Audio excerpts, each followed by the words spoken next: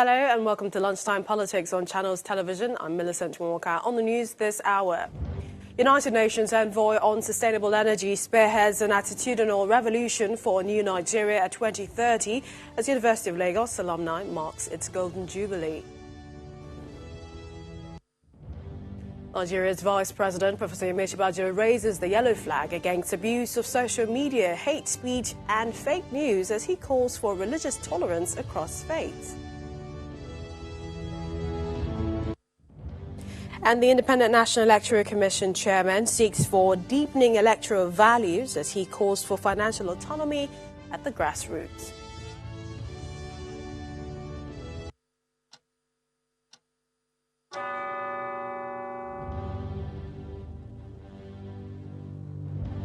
Welcome everyone to the program. We start with the Special Representative of the United Nations Secretary General on Sustainable Energy for All, who believes that Nigeria can accelerate the achievement of the SDGs. That's, of course, by investing in the knowledge of its young, vibrant population. According to Dr. Yom Keller, Nigeria has been setting targets, failing to meet them despite the country's huge resource and potential.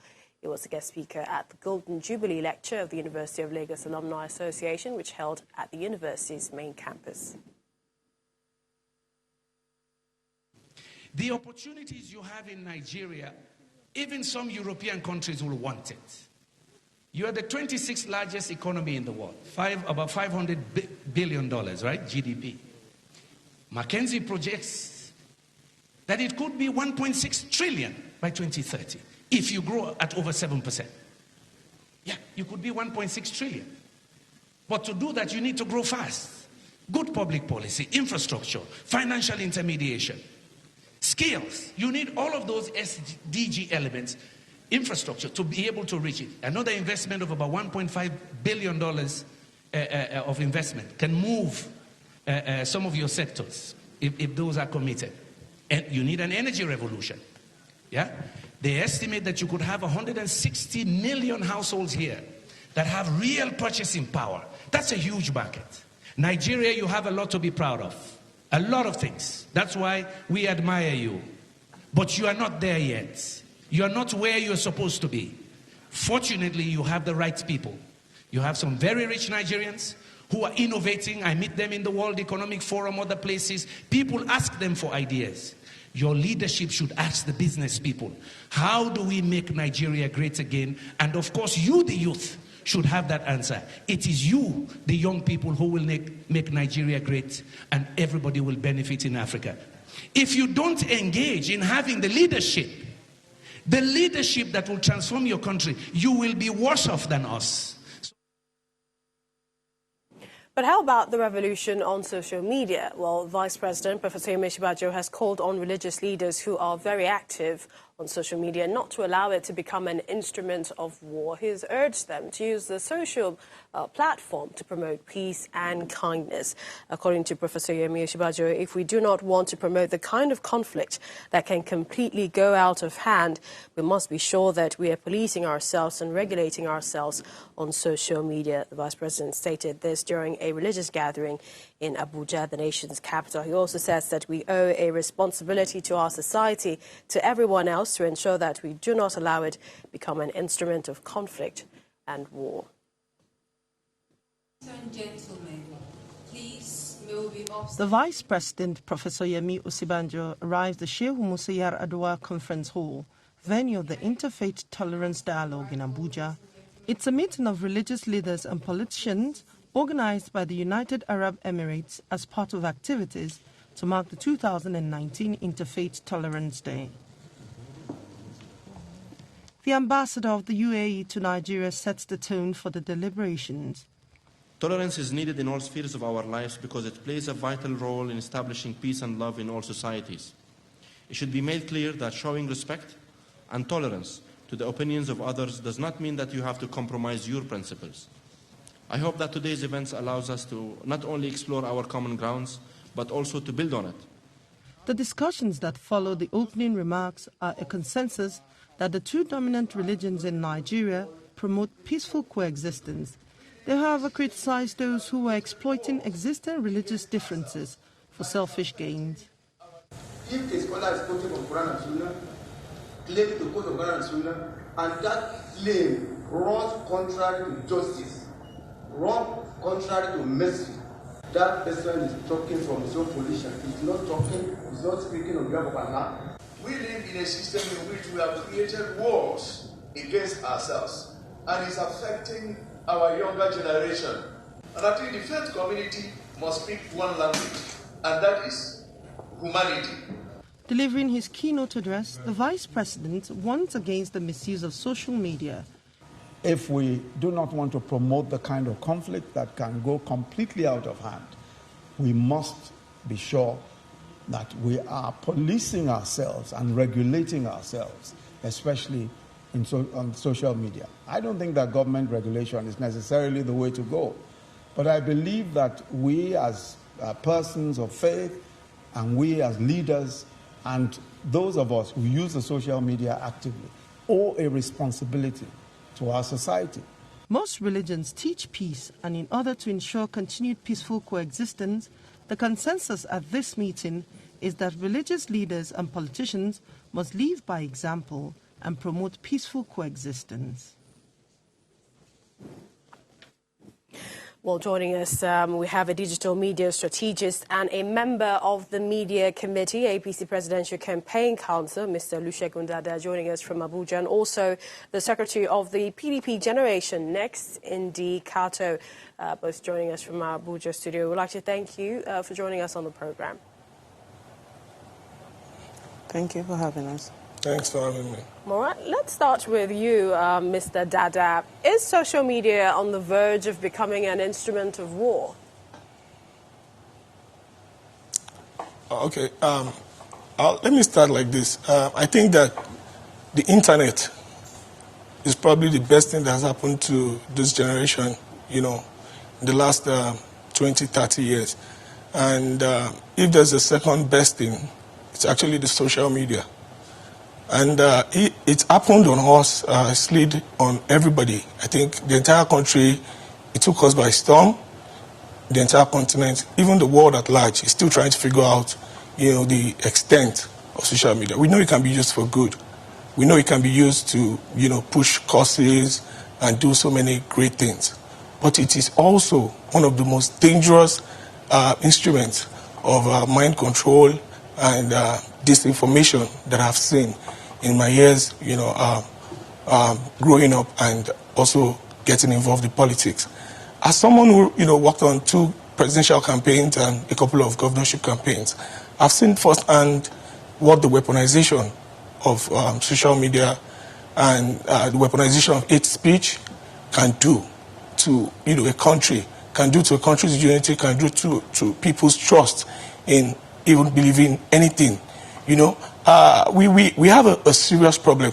This is a sector that is largely unregulated because it's fueled by citizen journalists, like a couple of people who started out as such, like myself, But we have gone on to see how dangerous it has been.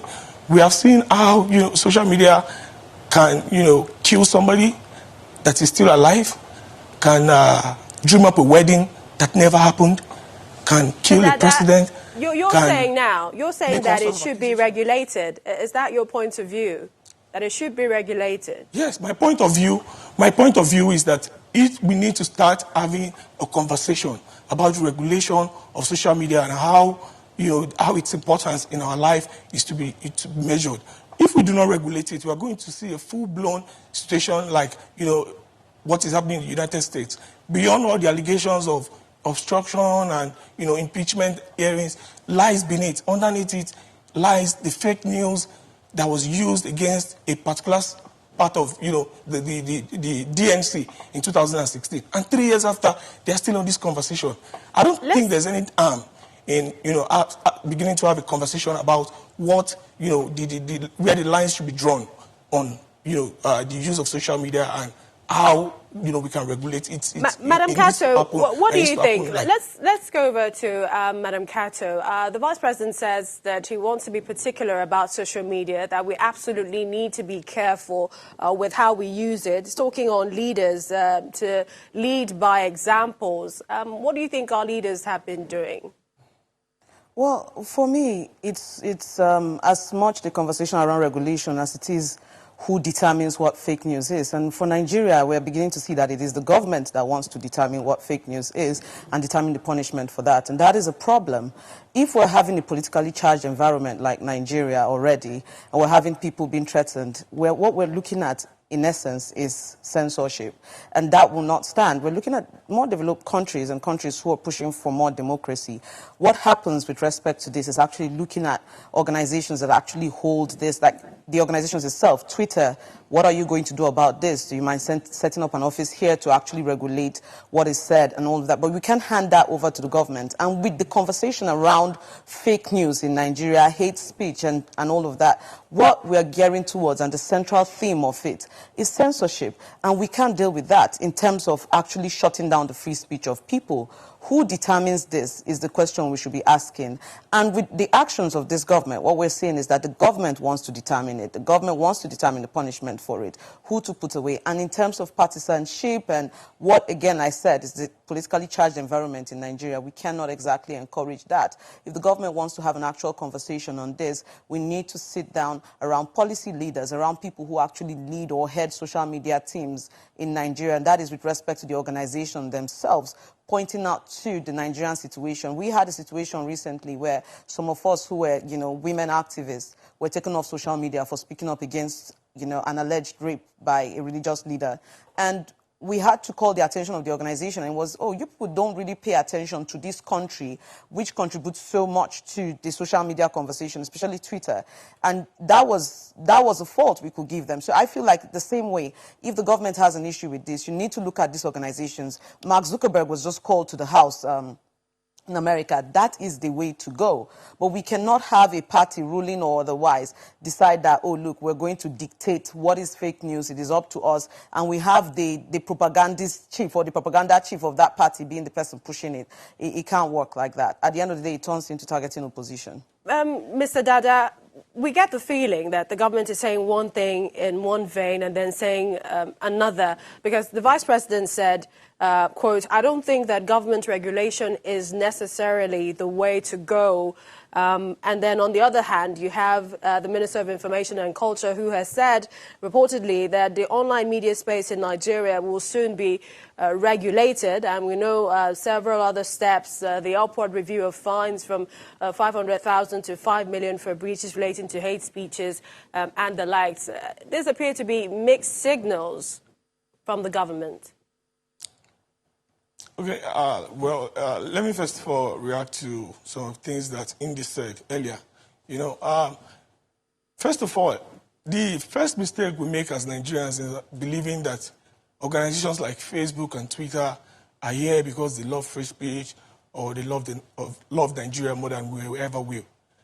These people are actually after profit. They are actually after profit, and it's very deadly for a country, a sovereign country, to have corporations setting regulations for themselves on what, goes and doesn't. Like she said, Mark Zuckerberg was called to the House. At a point, the U.S. allowed Facebook to regulate itself. And the reason it was called to the House was because, they realized that was a massive mistake. Because now you're asking these corporations who make a lot of money from people who promote fake news. I mean, like on Facebook, for instance, you can get any kind of news. A lot of time to talk about the issues, but if you can just quickly address my question, because we need to wrap up on this. Just the question I asked you last week. I'm coming to your question. I'm correcting a misconception about the belief that, if we're going to have this conversation, the organizations are going to be the ones to regulate it. That's apart. The government is made up of people. We're in a democracy. No matter how anybody chooses to see it, the government consists of the judiciary, of the legislature, and the executive. And the Cyber Crimes Act of 2015 that became a law was signed by a PDP-controlled Senate, House, and the President. And now that is enforced by an APC-controlled federal government in terms of the legislature and, the executive. So if we are going to say anything about, regulating, it has to go back to the legislature. We have to see what works, what is working, and what is not working for us. Finally, on the issue of, finally, Madam Kato, thank you, Mr. Dada. Finally, Madam Kato, how can people tell fact from fiction if you're saying the government shouldn't come in here? I mean, we've had issues with the government itself not being able to tell facts from fiction. We've seen where people would actually attend, our service chiefs will attend events that they do not know what that event is about. So I don't think that I would trust the government in being able to do that. Again, why we say that this regulation should go to the organizations, Shegun did say that they are profit-making organizations. That is why it's easy to hit them where it hurts the most, in their pockets. There are sanctions for this thing. If your organization is not regulating properly, and this goes on, the same way we hit mainstream media, this is the exact point to hit it, where you can point at the body that owns this thing. And that's the way for the government to go. I would also agree with, need to look back at legislation. Conversation. Thank you so much, APC Presidential Campaign Council and Digital Media Strategist, Mr. Olusegun Dada, Secretary of the PDP Generation Next, Ndi Kato. Thank you for joining us on the program. We'll take a break. When we return, fresh energy to be injected into the Russia-Nigeria relations for rewarding results.